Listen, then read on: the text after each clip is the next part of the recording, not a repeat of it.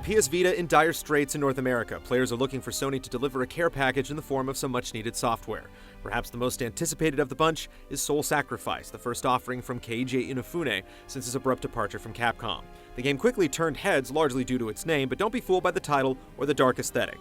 This has absolutely nothing to do with Dark Souls. Instead, Soul Sacrifice shares more in common with Capcom's Monster Hunter series, with a heavier emphasis on RPG elements and a more intricate combat system. He is called Magusa, an evil sorcerer who devours human sacrifices. Help me! I hear footsteps! As a helpless prisoner of an evil warlock named Magasar, your only hope of escape is to pore over the pages of a magical book called Libram and learn the ways of the sorcerer.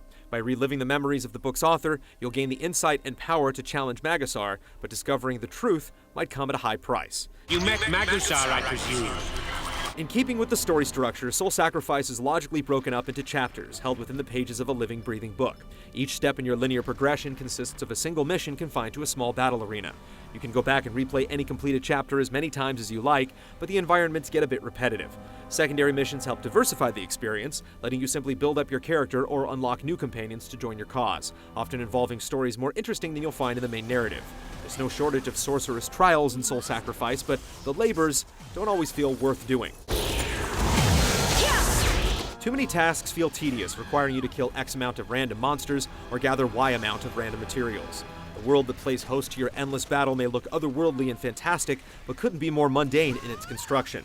They may look haunting and oppressive, but these flat, constricted spaces make for straightforward and rote scenarios. Testing yourself against powerful bosses is the only truly exciting thing about your path to power. You'll need to dig into your vast repertoire of abilities and formulate a strategy with your teammates to succeed. Thankfully, these engaging battles occur frequently enough to serve as rewards for powering through the game's repetitious filler. To cope with these legitimate challenges, your character undergoes an impressive ascent to power, acquiring a wide variety of abilities that cater to various playstyles and can be tailored to overcome certain scenarios.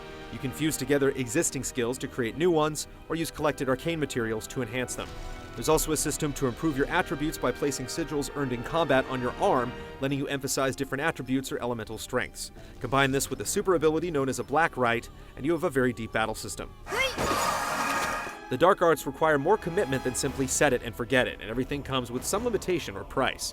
Each skill has a finite amount of uses, and you have to scour each area to replenish your attacks. Using your all-powerful Black Rite comes at a significant cost. The first one you learn will permanently decrease your defense by half, a malady that can only be healed through tears fallen from the evil eye of your sentient tome.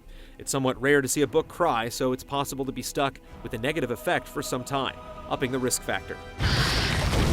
Tears aren't only used to undo negative effects on your character. As you progress through the chapters, you'll eventually gain the help of fellow sorcerers who can join you in certain missions. Should they permanently perish, you can use your tears to undo their demise after the action concludes. But the more interesting choices come in battle. You could revive them without wasting precious tears, or you can sacrifice them to boost your own powers. It's another way the game keeps each battle interesting. The ability to hold life or death in your hands is one of the most appealing aspects of Soul Sacrifice.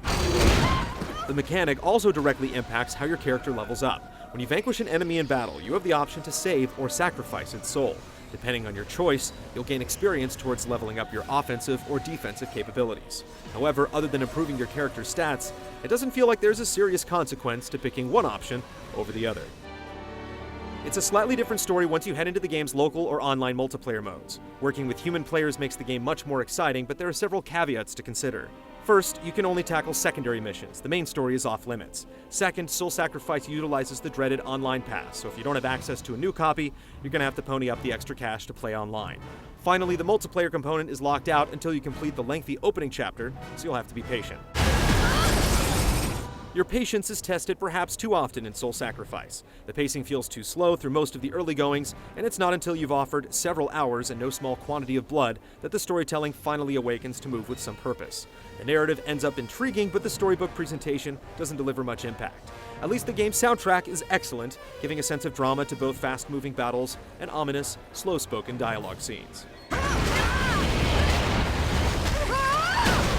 Rather than a solitary world-wandering experience like Dark Souls, Soul Sacrifice is a uniquely flavored action-adventure game with a dark atmosphere and a deep battle system, making up for some of its shortcomings. Its rewards are only accessible to those who have the patience to learn the game's intricacies and overcome the initial hurdle. However, considering the starved lineup for the struggling handheld, it could be worth your time to sacrifice a few souls.